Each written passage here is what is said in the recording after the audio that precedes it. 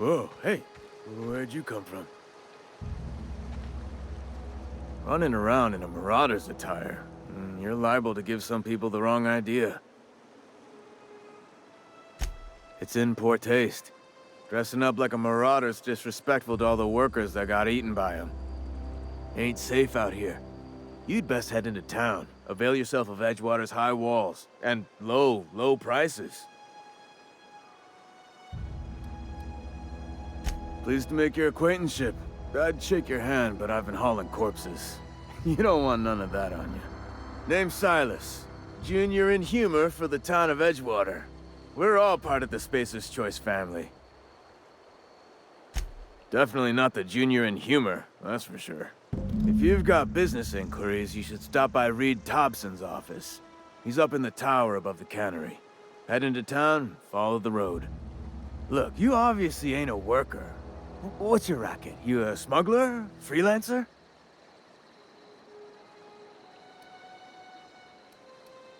Got a knack for being discreet-like?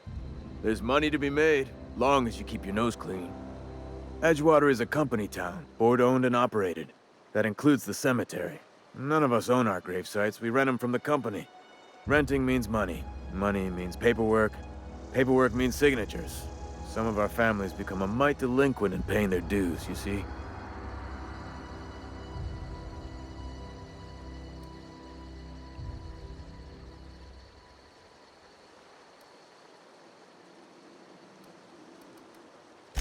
Four workers still haven't paid up. Phyllis, Conrad, Ludwig, and Martin Abernathy. He's a special case. You may want to twist his arm a little. He just is. Look, I don't want to get into it. Just make sure he pays up. Conrad's got a barbershop in town. Phyllis works at the cannery most hours. Abernathy... I ain't seen him in a few days. His domicile is near the cannery. You'll find him in town. All except Ludwig, that is. He's over by the landing pad. Yeah? You could look at it that way, I suppose. You could look at us and say, those Edgewater saps lost near every soul to plague. But you'd be wrong. We're survivors. Loyal company folk, brave in the wilds. Every now and again, a virulent plague sweeps through our town. That's life on the frontier, I suppose. A body grows accustomed. Hang on, I'm doing some math in my head. 20, 30, carry the one... all my life? Work's been real good to me. Fresh air, exercise. Only problem's the paperwork. Can't get anybody to pay their gravesite fees. Former people, yeah. Marauders been raiding my graves, you see. Hence the armed guards. Oh no. They are after the most precious loot of all. Spacer's Choice Company property.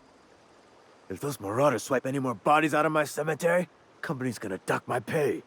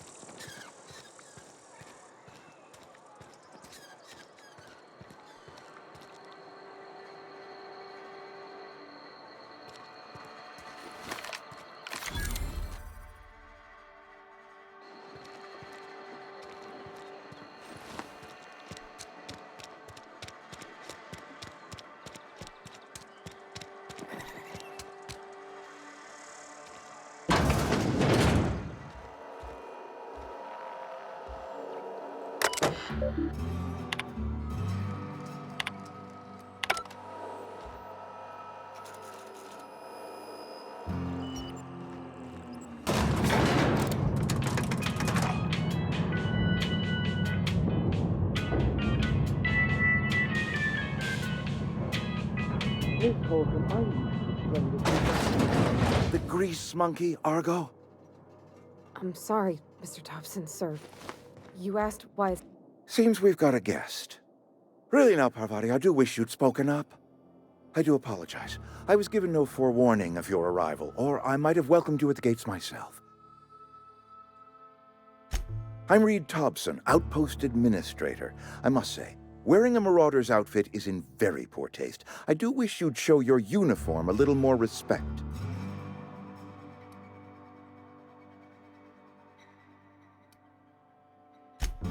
Yes, so it dawns on me. Seems I allowed my excitement to run away with my wits. Been a few seasons since we've had a visitor pass through. Only regulator we got is hooked up to the town transformer. Mr. Thompson ain't liable to be keen on dismantling it. I beg your pardon. I am most emphatically not keen on any such thing. I can't let you have our power regulator. But I happen to know of another one. And I happen to know exactly how you may retrieve it without frying yourself in the process. There's a power regulator in the old botanical lab. It's mostly abandoned, so all that power is being squandered. Go down to the geothermal plant. Reroute power from the botanical district over to us. Once their power's shut down, you can have their regulator and be along on your way. I was not entirely sure how to tell you this. The botanical labs are not legally inhabited, but there are people who live there.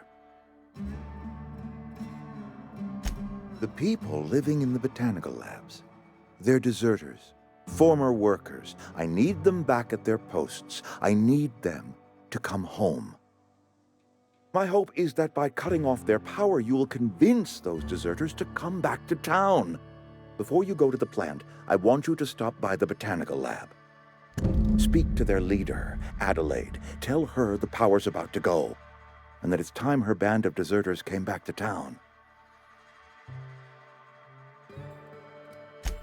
Adelaide's older than the other deserters. She's dignified, kindly. From what I understand, her camp looks to her for leadership.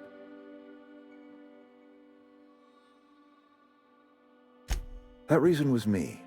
I asked too much and pushed too hard. But I am ready to make amends if they are willing to return to the fold. We belong to one community, the Spacer's Choice family. If we dissolve into factions, then we will all perish separately. Adelaide will understand that. My dad told me all about the plant. Taught me all he knew. I could come in useful. I mean, if that's all right with you, Mr. Thompson. Sir. I hesitate to part ways with Miss Holcomb, but I cannot deny that she is talented and may prove useful to you. You will need an administrative passcode in order to enter the plant.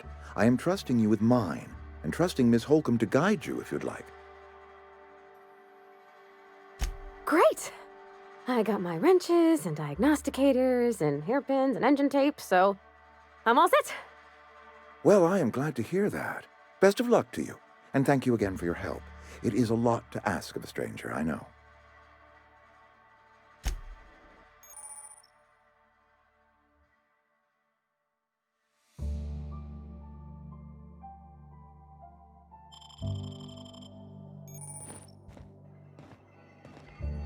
You some sort of freelancer?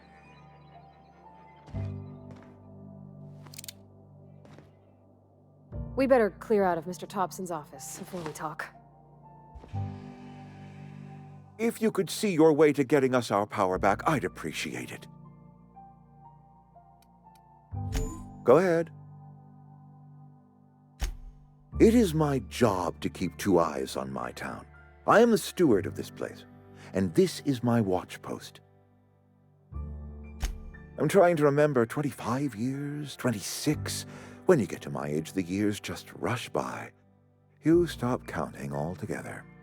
I remember looking out this window and seeing the veils spread out from horizon to horizon. We were a sprawling town. We were booming. Times change, people change, but the veil will always be here. Spacer's choice will always be here. Our work won't ever end. I take comfort in that. Go ahead. That you are not one of us may work to your advantage. Adelaide and her folk loathed the people of Edgewater, you see. I admit the fault was mine. I'm about as diplomatic as a bristling canid.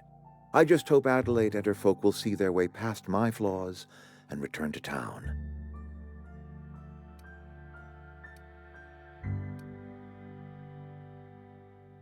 Scripture tells us we all have our purpose in the world. Our work shows us that purpose.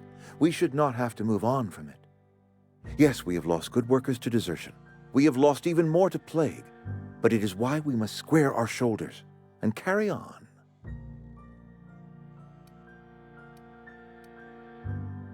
Go ahead.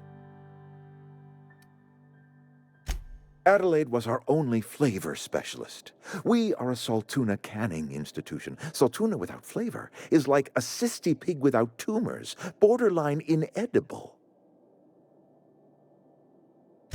Begging your pardon, Saltuna is a staple in the diet of any self-respecting spacer. Were it up to me, friend, I'd stack our larders with Saltuna galore. No other brand of Saltuna adds as much vim or vigor to the body's humors. But, and this is something we must keep between the two of us, Saltuna is hard to come by, what with being a species indigenous to the seas of another world. Oh, we've scavenged together some organic material from the surrounding environs. Mostly organic, mostly local mushrooms. Some of which possess a texture akin to a well-boiled slab of Saltuna. The difference is all but impossible to detect to any but the prissiest of palate. Go ahead. Can we not? Talking about unpleasant things always gets my bile up. Show up to work, put in your hours, wear a smile. Problems of the body come from problems of the spirit. Work improves the spirit and fortifies the body.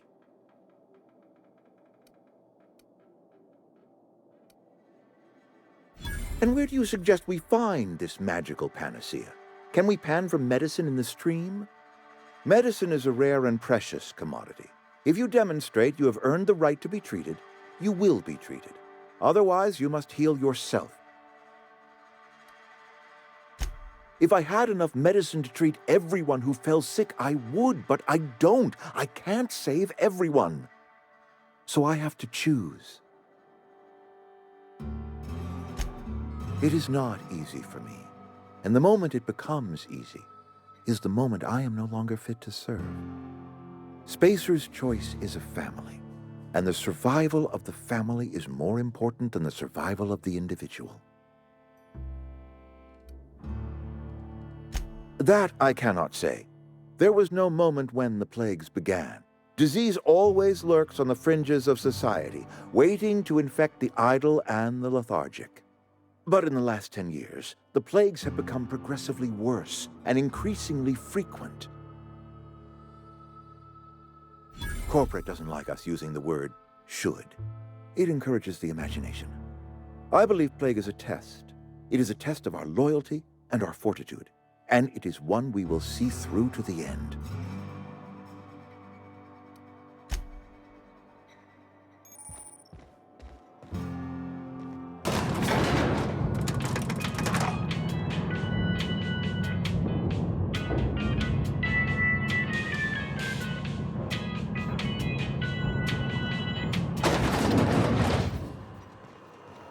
Hey, mister, can we talk? Sorry.